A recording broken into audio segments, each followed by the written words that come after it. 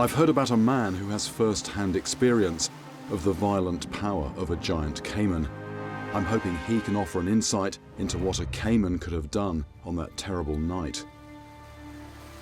Attack survivor Adamor has to rely on his youngest sons for everything, as he can barely walk.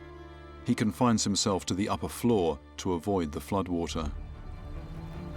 The attack happened 15 years ago, but it left a permanent reminder.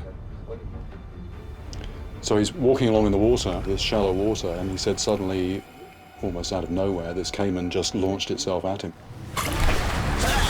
This is the thing, they can be there and you just don't know it. And the upper jaw made contact with his chest, and then the lower jaw in the stomach.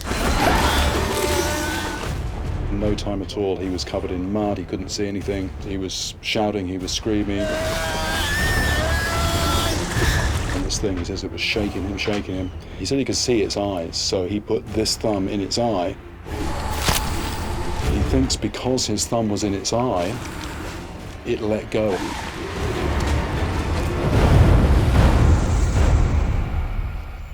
From that point on, it didn't bite him again, it just went off a little distance. He said it was just sitting there, just waiting for him to die.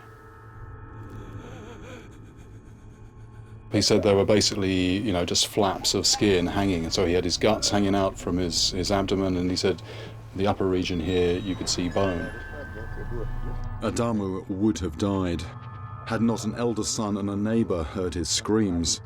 When they found him, they had to push his mud-covered intestines back into his abdomen before carrying him away. Although he was stitched up at a hospital, his infection raged for months, and it took more than a year for him to get back the feeling in his chest and belly. It's a miracle he survived at all.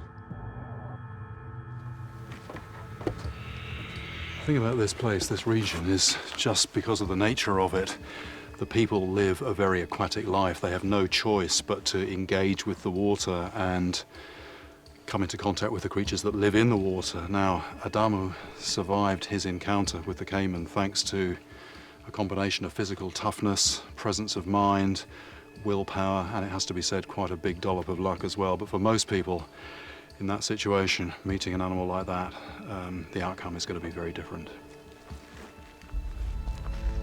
This horrific account shows how easy it would be for a caiman to tear a vulnerable human limb from limb. But did they play a part in the carnage when the boat went down?